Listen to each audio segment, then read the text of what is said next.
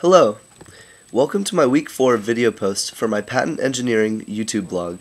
I read an interesting article on itwire.com this week that I commented briefly on in my written blog. The article brought up the question, is Apple losing the smartphone war? Despite very impressive sales revenues for the iPhone and iPad, the author believes that over time, Apple will lose some of its large share of the market, and Samsung will take over. There are a few reasons the author believes Apple is at risk. First of all, the article focuses on the fact that the current iPhone 5 is generally considered pretty similar to the original iPhone in 2007. The author says that the innovations between different generations of iPhones are limited, citing minimal changes such as a slightly better camera, the introduction of Siri, a barely bigger screen, and they weigh less than the original iPhone.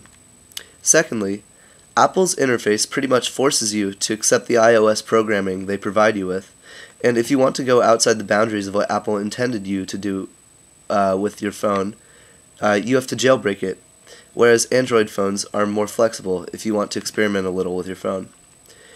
Additionally, and most importantly, the author believes Samsung will take over not just because of Apple's lack of innovations, but because Samsung's Galaxy S3 has a noticeably bigger screen than the iPhone 5, and the author believes strongly that a bigger screen is a very high priority for smartphone users.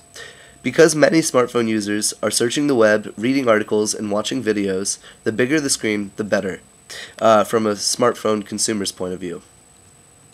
The article even suggests that if Apple doesn't make any significant changes to the iPhone 6, such as a bigger screen, Apple will fall too far behind Samsung in the smartphone war.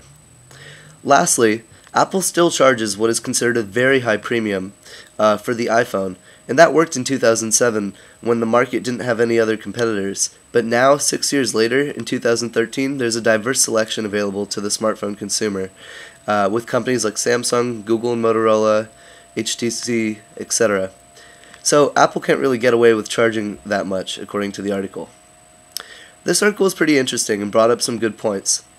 The author made a lot of really strong statements and feels pretty confident that Apple will decline. I'm not so sure I share in his confidence, but it will be interesting to see how the smartphone war plays out over the next few years.